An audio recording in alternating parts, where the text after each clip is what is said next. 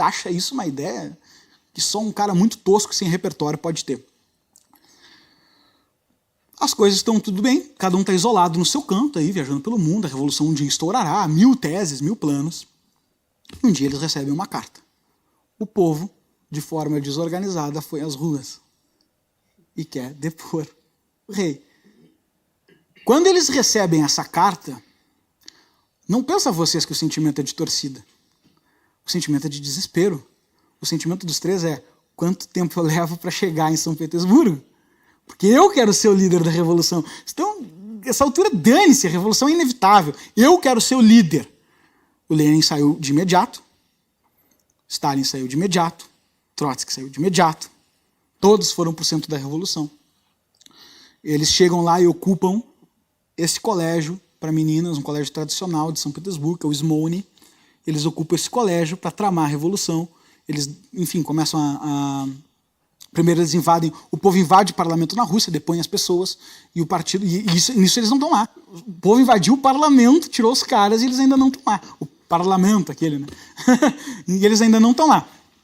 E aí eles têm toda essa estrutura de soviéticos, eles começam a se organizar, começam a chegar lá, e aí começa a briga para pegar. Porque quando eles chegam lá, cada um tem uma ideia de como tem que ser a revolução, cada um tem um texto que tem que ser lido quando vai ser a revolução. E Stalin, de novo, se mostra um excelente estrategista. E Stalin olha e fala assim, ó, esse Trotsky tem origem judaica. O meu povo nunca vai aceitar isso. Eu sou um tosco e um georgiano. O meu povo nunca vai aceitar isso. Eu vou ser fiel a Lenin. E ele, do nada, passa a acatar tudo que Lenin fala. Lenin tem razão. Sabe aquela coisa de conversa, assim? Ele começa a concordar com tudo que o Lenin está falando. Ele fala assim, pô, eu vou me alinhar com esse cara aqui, porque o judeu vai ser o líder da revolução, um judeu, então, vai ser o líder da Rússia. No mundo do antissemitismo, a Rússia que quebrava os judeus a pau. Nunca na vida. Eu vou ser o líder da revolução, não consigo falar direito, não mexo o braço, sou todo defeituoso e não sou daqui. É o Lenin. É óbvio que vai ser o Lenin o líder da revolução. E ele cola no Lenin e começa a obedecer. O Lenin chega desesperado, ele não pode andar na Rússia, a Guerra Mundial está estourada e ele está de inimigo e exilado da Alemanha e da Rússia. Ele tem que viajar com um passaporte falso, de trem em trem, para chegar na Rússia. Ele chega na Rússia com um passaporte falso, desesperado, e fica andando de um lado para o outro num apartamento, perto do lugar que está estourando a Revolução, pensando assim, se eu for lá vão me matar, se eu for lá vão me matar, porque o exército está tentando caçar as cabeças, né? Se eu for lá vão me matar, se eu for lá vão me matar. Ele não aguenta, bota um capuz, sai com um amigo, rumo ao Smolny, onde está todo mundo concentrado. São quilômetros de caminhada. É de noite, faz frio pra caramba. Faz frio pra caramba, o que não é uma coisa muito rara. Ele pega um trem. Eu gosto de acreditar que essa história é verdade, embora bem documentada. Vocês não fazem ideia o que mentiram sobre a história da Rússia, considerando, né, o que é a Rússia, os governos que tiveram, etc. Mas conta a história que o Lenin estava no trem, só ele, o amigo e o cara. E o motorista olha para ele e fala assim, o que vocês estão fazendo na rua? Vocês não estão sabendo que vai acontecer a revolução? E o Lenin pergunta, que revolução? E o motorista de trem dá quase que uma aula pro cara da revolução. E o Lenin começa a ter conversas intelectuais com o cara, etc, etc, etc. Pula fora do trem e vai pro colégio fazer a revolução. Então conta essa história que... Essa anedota aí, se é verdade ou não sinto muito, não tem como saber. Mas os caras contam. Quando ele chega lá, ele dá de cara com o Trotsky.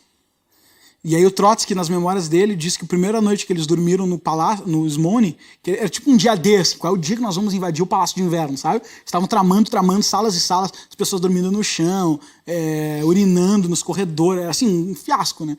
Sem sanitário, sem recurso sanitário, nada. Então, fedendo muito. Quando que nós vamos invadir a Revolução? Na primeira noite, Trotsky gosta de contar que o Lenin é ateu convicto, comunista, etc, etc, etc. Quando eles decidem que eles vão invadir amanhã o Palácio de Inverno, o Lenin teria feito o sinal da cruz antes de dormir. O Trotsky adora contar essa história, conta nas memórias dele lá. Talvez seja só para desmoralizar o Lenin perante a opinião pública comunista. Também não dá para saber. Mas é interessante e eu acho bem possível. Porque quando a gente vai invadir um palácio do tamanho do Palácio de Inverno, então foi a vida inteira um classe média baixa, e amanhã tá a revolução que tu tanto sonhou, qualquer ajuda tá bem-vinda. Qualquer ajuda tá bem-vinda.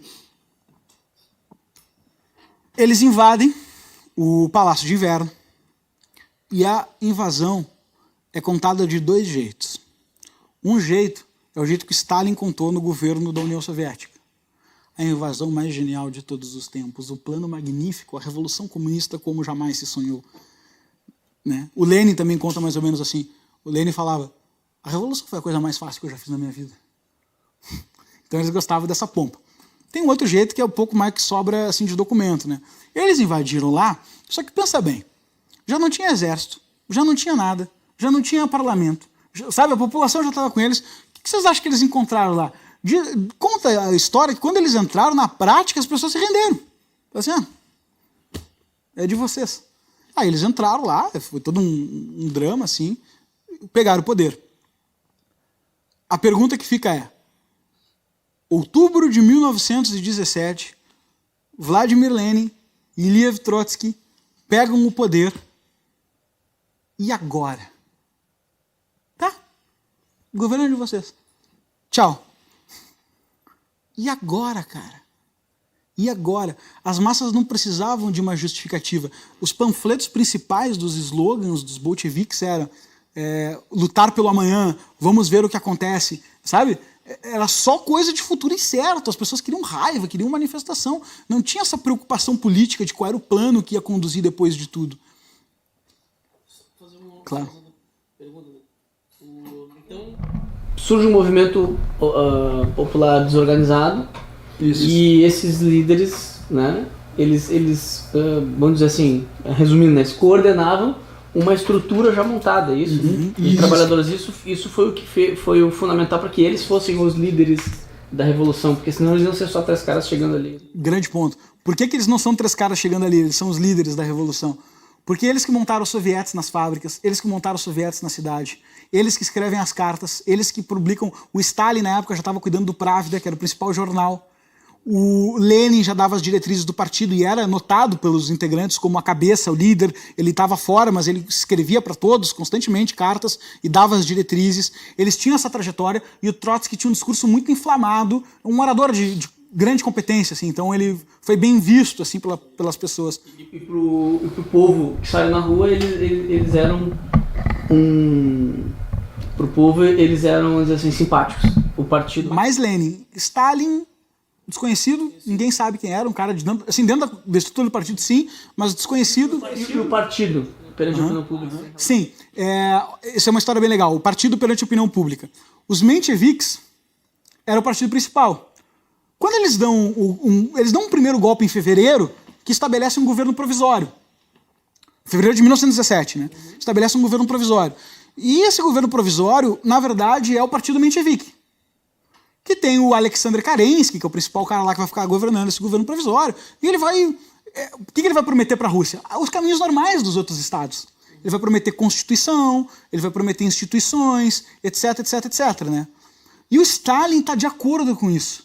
O Trotsky, mais ou menos, mas também está de acordo com isso. Cada um com a sua vaguinha lá e a gente, sabe, evolui a Rússia. Tá legal.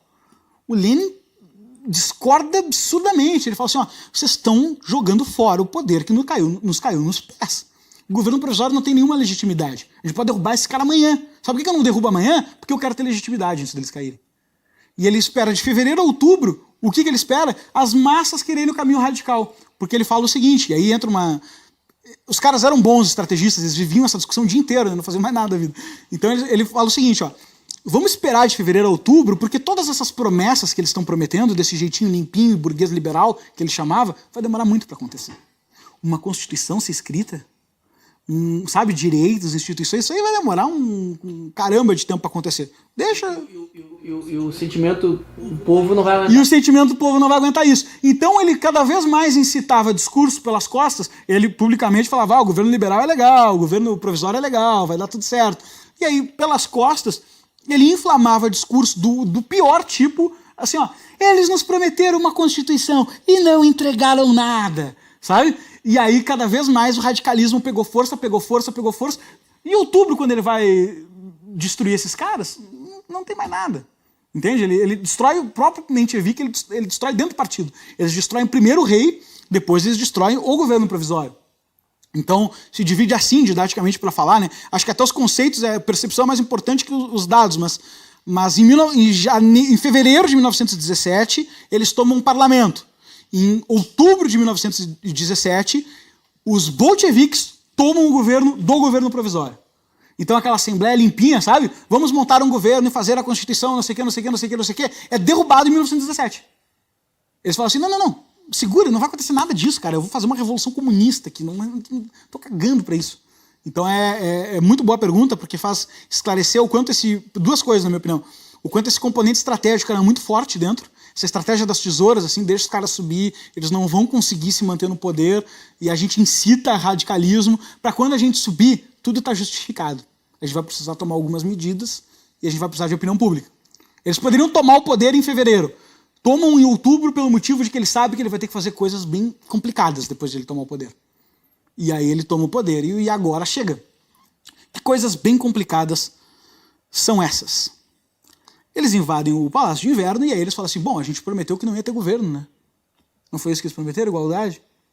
Prometeram paz, igualdade, comida para todos. Como é que entrega? Tem que entregar agora, olha só, desafio. Tem que entregar para 1/6 do território do planeta Terra.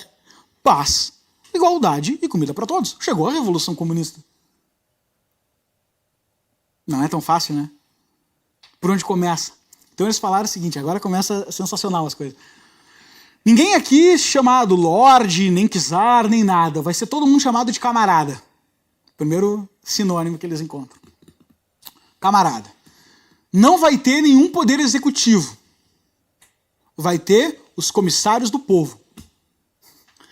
Quem vai eleger os comissários do povo? Quem é os comissários do povo? Os sovietes. Quem vai eleger os sovietes? Os sovietes mais de baixo. Quem vai eleger os sovietes mais de baixo? Os trabalhadores. Você percebe que está dando mais ou menos a mesma coisa? Só que pro lado deles, o que está acontecendo? Como é que vai funcionar a estrutura? Que talvez a gente não tenha muita notícia, né? Porque a gente tem uma notícia de uma revolução super abstrata, né? Como é que funciona a estrutura? Eles conseguem manter esse poder justamente por terem construído essa estrutura. Esse é o diferencial da Revolução Russa. Eles já tinham a estrutura de um Estado. Eles tinham os sindicatos dentro das fábricas, que eram os sovietes, né? E o soviete em russo significa assembleia.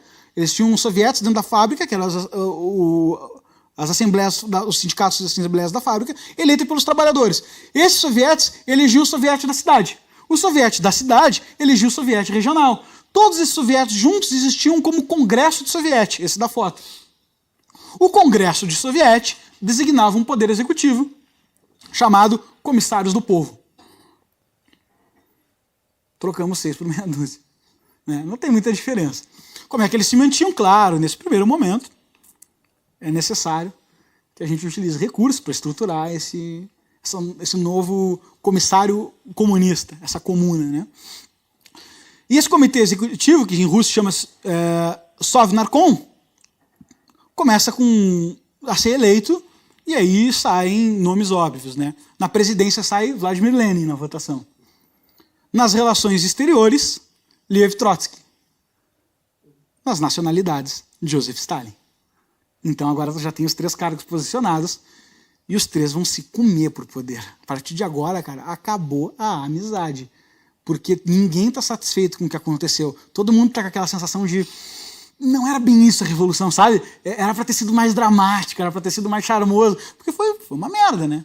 Um monte de revolta, e os caras invadiram lá o Congresso falso, que nem era Congresso, eles nem estavam. Depois eles chegaram depois, invadiram o Palácio de Inverno, teve 6 mortes, sendo que algumas deles, sabe? Que droga de revolução é essa? Então, eles saem nesses 3 cargos. Foram criados outros cargos importantes, que eu anotei aqui para ler. Outros cargos importantes. Olha só o que está nascendo aqui, hein? Eu vou ler os cargos dos comissários do povo, que era o poder executivo. Presidente, Lenin. Secretário-geral. Agricultura. Guerra e assuntos navais. Comércio e indústria. Educação. Abastecimento. Assuntos externos, Trotsky. Assuntos internos. Justiça. Trabalho. Nacionalidades, Joseph Stalin, Correios e Telégrafos, né? ferrovias, finanças, bem-estar social. 19. Familiar. Então, olha só que ideia comunista bem boa, né? Vamos botar. E aí, claro, como isso é um cargo técnico, quem indica são os comissários, né? O soviético de cima. Porque, imagina, né? Botar isso na mão dos sovietes e tal, isso aí pode não ser bem eleito. País arrasado pela fome e pela guerra, então eles já conseguiram determinar isso, né? Esse comissário do povo, talvez vocês lembrem de ver isso em algum lugar, aquele CCP que tem, sabe, nas estrelas comunistas que os caras usam nos broches. É um logo bem famoso do comunismo, assim, que é as ramificações com CCCCP, assim, embaixo. É o logo deles lá. Quando o cara tinha aquela insígnia, não tinha ninguém na Rússia que não tremesse de medo e não fosse abrindo porta. Usava no peito. Bom, país devastado na guerra, a gente já decidiu como governar. Agora vamos decidir como é que a gente resolve os outros problemas, né? O fato é que em São Petersburgo a coisa estava meio entendida. No resto da Rússia, aquele povo todo camponês, cara, não tinha ideia de bolchevique, menchevique, eu sei lá. Como é que faz para ter a noção, né, se tu está sendo bem respeitado 1.900 quilômetros a oeste de onde tu está, né? Tinha uma pergunta. Como é que era na época a imprensa? Jornais locais, era o jornal, né?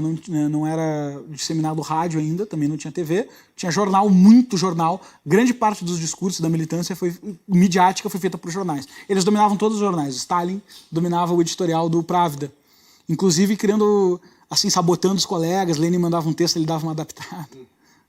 Dava umas tretas no partido, sabe? Era o que tem hoje. Manda uma carta, não é bem a carta, vem uma falsificação na manchete, né?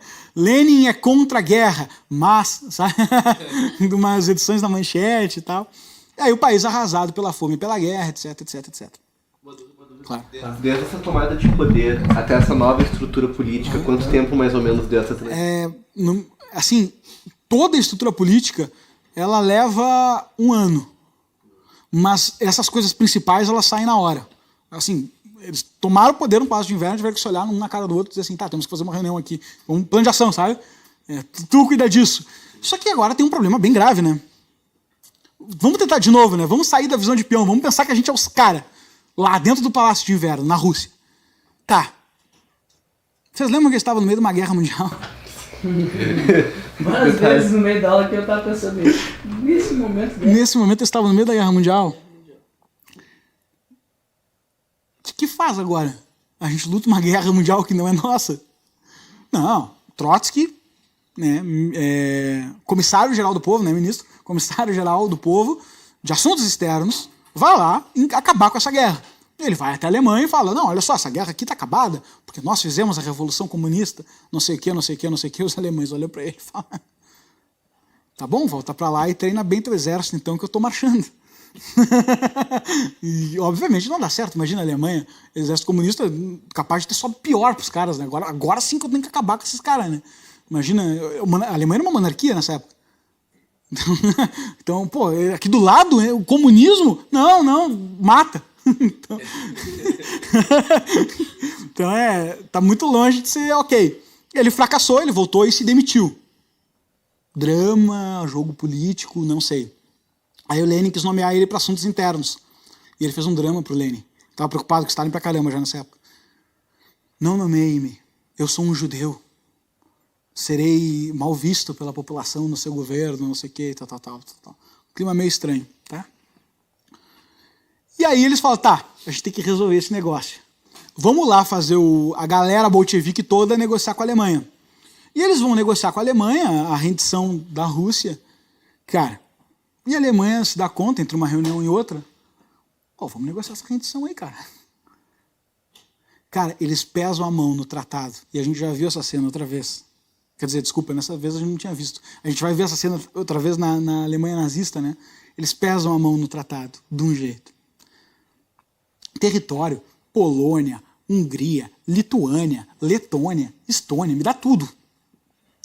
O Lenin disse que foi a coisa mais humilhante que ele já fez na vida dele. Dívida, paga as dívidas da Alemanha, deixa o país bem, me dá 20% da tua riqueza do Tesouro Nacional. Assim, sabe?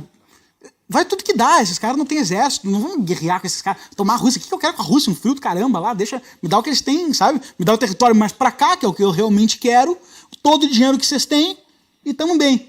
E aí eles assinam lá o tratado extremamente humilhante de Brest-Litovsk.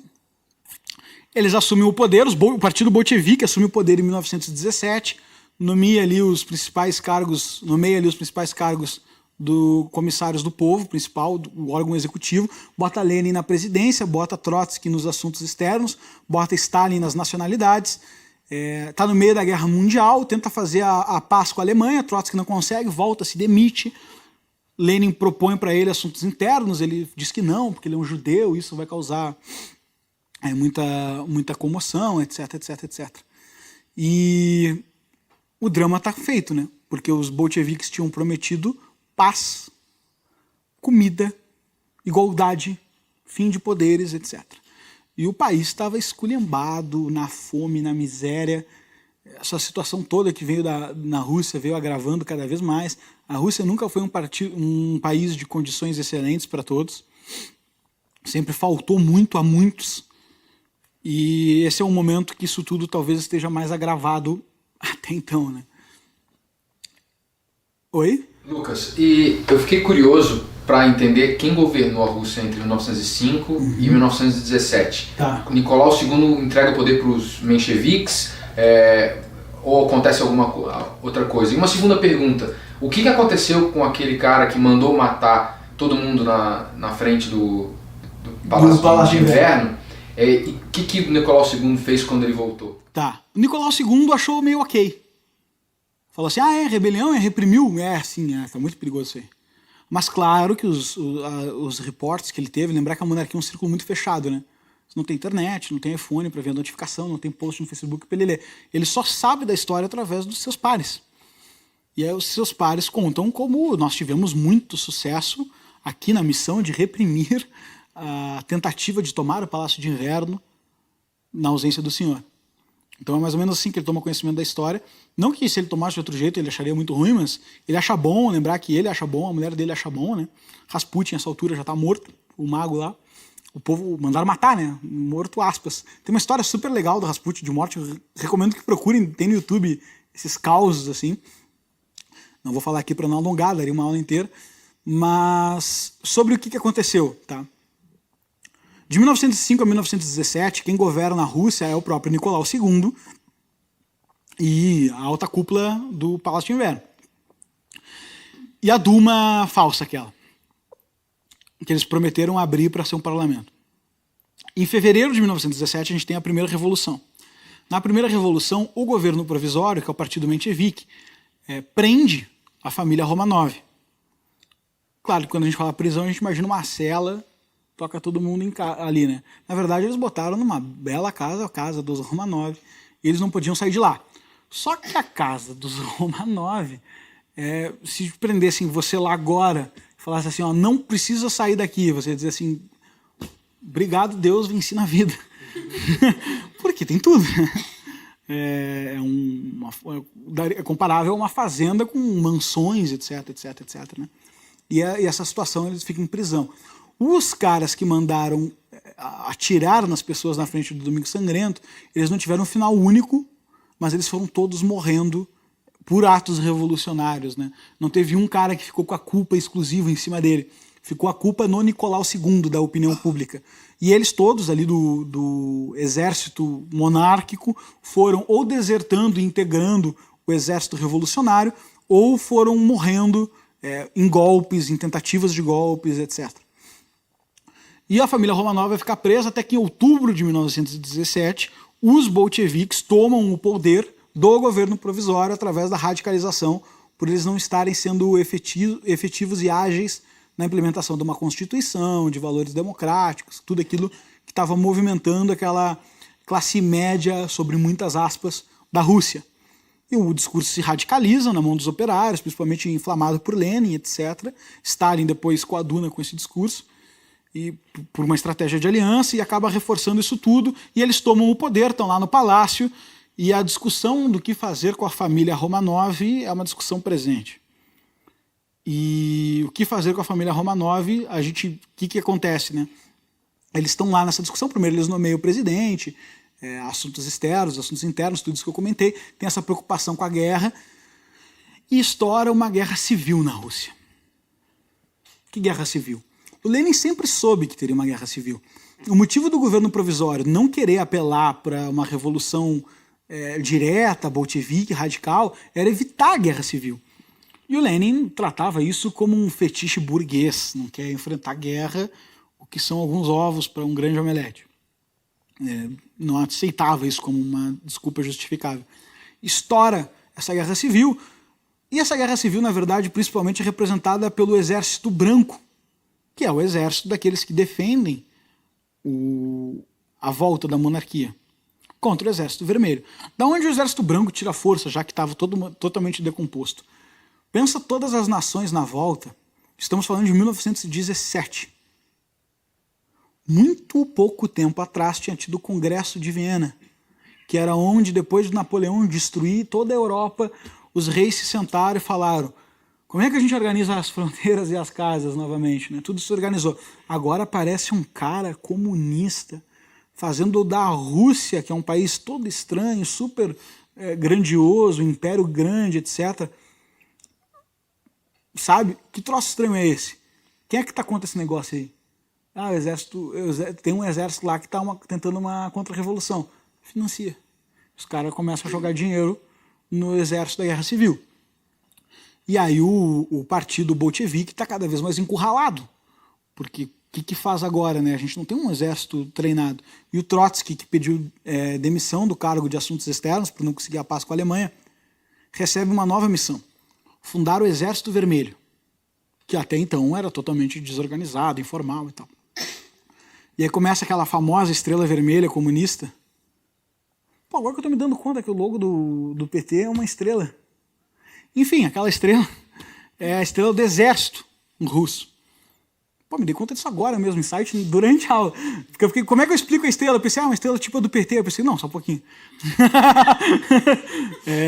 A estrela vermelha é a estrela do exército russo. E aí o Trotsky recebe a missão de fundar o exército e para combater o exército branco. Só que da mesma forma que eles tinham feito 6 por meia dúzia na hora de constituir os cargos do governo, formar o exército também é difícil sem as práticas antigas. Então Trotsky tem uma ideia, que é, cara, vamos chamar os caras do exército antigo, que estão todos desempregados, de volta para lutar pela gente e pagar. Pode ser que funcione. O Stalin fica putaço. Stalin, patriótico, desde já entende que aquilo vai ser mal visto pelo povo. Entende de povo, Stalin. Vem do chão, né? Vem do barro. E Trotsky vem do conhaque mais caro do café de Viena. Intelectual versus o líder do sindicato. A gente sabe historicamente quem ganha. E aí eles começam essa disputa, Stalin começa a falar muito mal do Trotsky por causa disso. E os caras resolvem aceitar. Primeira guerra contra o Exército Branco, eles são massacrados. Não está dando certa estratégia. O Trotsky cria uma nova regra. Aquele que desistiu ou desertar vai ser fuzilado. Agora a luta ficou mais legal, né? Morte de um lado ou morte do outro. Segunda guerra, nada dá certo. Trotsky cria militarização compulsória. Começa a convocar os operários e agora ou tu aceita ir para a guerra ou tu vai ser fuzilado. E aí a gente começa a ter... Opa! A revolução mudou de cara, né? A partir de agora, todo mundo é militar do Trotsky e se não aceitar, fuzilamento. Trotsky ganha o apelido de Trotsky o Carniceiro, porque 9 milhões de pessoas vão morrer fazendo o paredão do exército dele, que é um exército muito mal formado, que ele roda a Rússia por um trem, e esse é o famoso trem do Trotsky, que era um trem assim, bem democrático. Como é que funcionava o trem? Dezenas de vagões, todos normais, e o dele totalmente blindado. Então, né, para caso Eu não posso morrer, pelo amor de Deus, né? Eu sou o líder. Mas todos vocês vão na frente aí. E Trotsky, o carniceiro, mata 9 milhões de pessoas, fazendo paredão contra o exército. É uma estratégia horrível. E aí eles vão mudando os Romanov de lugar. Tira da casa dos Romanov, manda para o Oriente, manda para a Sibéria, manda para não sei aonde, sabe? A coisa vai apertando. É inevitável. Uma hora chega a conversa na mesa.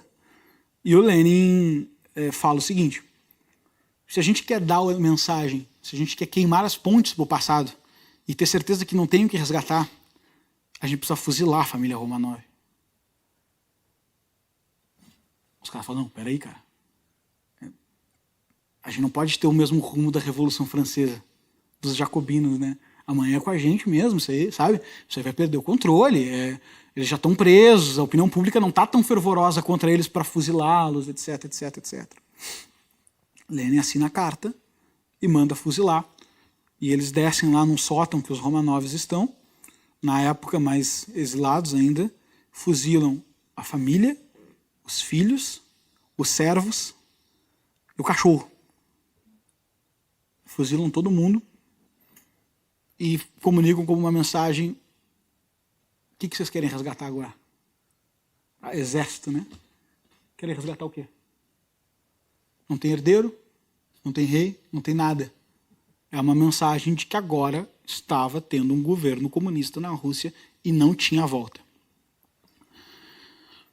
É uma mensagem bem diferente e é isso mais ou menos o que acontece com os caras que atiraram contra a Revolução no Domingo Sangrento de 1905. Com tudo isso acontecendo, eles assinam aquele tratado que eu tinha comentado, tratado que é bem humilhante, a Alemanha acaba cedendo a paz, as potências estrangeiras tiram a grana, não tem onde dar isso aí, né? É morte por morte, não tem que acontecer. E eles têm que resolver toda a questão que está acontecendo ali. Pô, não é... A pessoa, por mais desinformada que seja, está aqui nos ouvindo, começa a perceber já que a revolução pós-tomada do governo está um pouco diferente da que foi prometida, né? Paz, liberdade, comida para todos, igualdade, não sei o que, eu tenho que ir pro exército na marra, sem nunca ter lutado, senão eu sou fuzilado, e eu vou fazer paredão pro Trotsky que fica dentro de um trem blindado. Essa é a revolução? Começa a ter uma opinião pública um pouco mais estranha. Os marinheiros, que foram a principal fonte de apoio do Trotsky, também do Stalin, e eram assim, os caras muito... Marinheiro era muito baixo nível na Rússia naquela época, e eles eram uma força operária dentro do exército. Eles que tinham feito a revolução começam a fazer uma insurreição, inclusive os principais amigos do Trotsky. Falam assim, cara, não é assim que a gente tinha combinado, etc, etc.